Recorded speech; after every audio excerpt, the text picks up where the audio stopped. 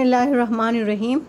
आज हमने left over tikka बोटी को सालन में तब्दील किया है, आलू गोश्त में। आलू गोश्त को बनाया है और लजीज और शानदार बना है।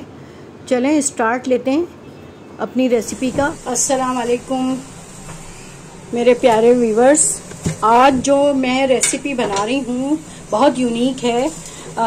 हमने कुछ दिनों पहले टिक्का बोटी का इंतज़ाम किया था। फ्रेंड्स वगैरह आई हुई थी बच्चों की, तो उसमें कुछ टिक्के बच गए थे, मसाला लगे हुए। तो आज मैं उन्हीं के ज़रिए काम करने वाली हूँ। तो ये देखें, ये सब जमे हुए हैं। ये मैंने तेल डाला है। अभी मैं इसमें ये टिक्का बची हुई ये सारी बोटियाँ डाल दूँगी। और क्योंकि इसके अंदर टिक्का मसाला, लहसुन, अदरक का पेस्ट, सब चीज़ें इसके अंदर मिक्स हैं, दही वगैरह, तो इसमें और मज़ीद कुछ डालने की ज़रूरत नहीं है।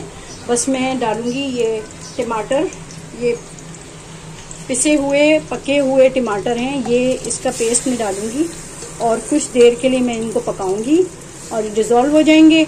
उसके बाद फिर मैं इनको आलू डाल दूँगी, तो ये बन जाएगा आलू गोश्त। तो ये बचे हुए टिक्के हैं, अब खाना तो है नहीं दोबारा, तो फिर रखने से क्या फ़ायदा। तो इसलिए मैंने सोचा कि इसका मैं आलू गोश्त बना देती हूँ। बचे हुए टिक्के बोटी का मसाला, तो ये सब चीज़ें मैं इसके अंदर डाल रही हूँ और मैं इसको हल्की आंच पे रख दूँगी। मसाला लगा हुआ है इसलिए ज़्यादा इसको कुछ करने की ज़रूरत नहीं है। और ये मैंने इसमें डाल दिए हैं, ये मैंने प्याज़ों को भी तल के रख लिया था, क्योंकि ये ईद पे, जो बकरा ईद पे जो है बहुत जल्दी हो रही होती है, तो उस वक्त प्याज़ों को तलना और ये सारी चीज़ों का, मसालों का और इसका करना, तो मैंने पहले से ही सारी चीज़ें बना के रख दी थी। उसके बाद जैसे ही कुर्बानी हुई और मैंने चीज़ों को मसाला लगा के रख दिया। चलें फिर थोड़ी देर के बाद मैं आपको दिखाती हूँ कि इसका क्या हाल हुआ है। मैं इसको पका रही हूँ अभी ये ज़रा फ्रीज़ हुई हैं, तो ये थोड़ी सी तेल में रखूँगी तो ये डिज़ोल्व हो जाएंगी। उसके बाद फिर मैं आपको बताती हूँ कि इसको भून के और मैं किस तरह इसको आलू गोश्त में कन्वर्ट करूँगी। मिलते हैं तकरीबन 10 मिनट के बाद।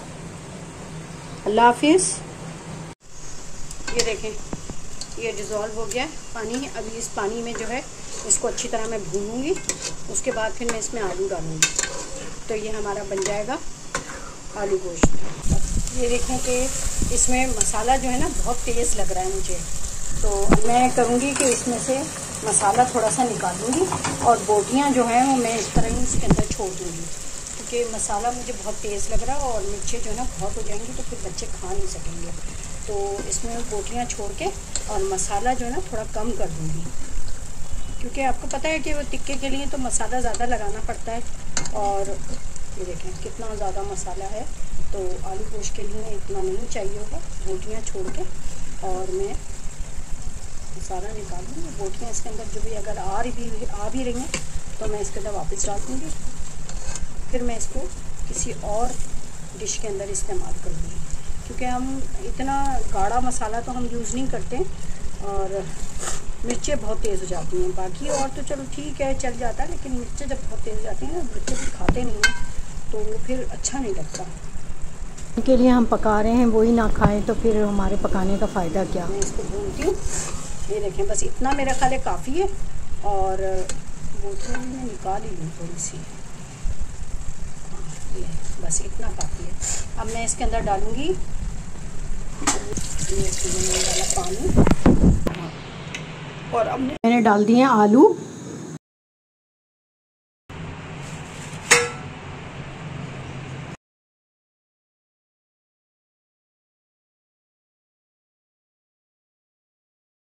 खाली इसमें अभी और डलेगा पानी। इसके अंदर मैं तकरीबन 2 गिलास और डालें। अब मैं इसको पकाने के लिए रखूँगी ताकि आलू हमारे गल जाएं और जो चिकन के इसके बीफ के अंदर, बोटियों के अंदर जो थोड़ी बहुत कसर है वो ख़त्म हो जाए। फिर मैं दिखाती हूँ आपको पकाने के बाद। ये देखें आलू भी हमारे गल गए हैं और ये आलू भी हमारे गल गए हैं और बोटियों में भी जो थोड़ी बहुत कसर रह गई थी वो भी सब ठीक हो गई है। और अब हम इसको डिश आउट करेंगे, इसकी गार्निशिंग करेंगे। इस पानी का भी हमने, इसका शोरबे का भी पूरा कर लिया है हिसाब किताब। और ये हमने गार्निश कर दिया है कोरिएंडर लीफ से, काट के रखे हुए थे। और अब हम गरम गरम नान के साथ इसको पेश करेंगे। बहुत ही लजीज और मज़ेदार बना है, यूनिक तरीके से बनाया है मैंने। ये हम डिश आउट कर रहे हैं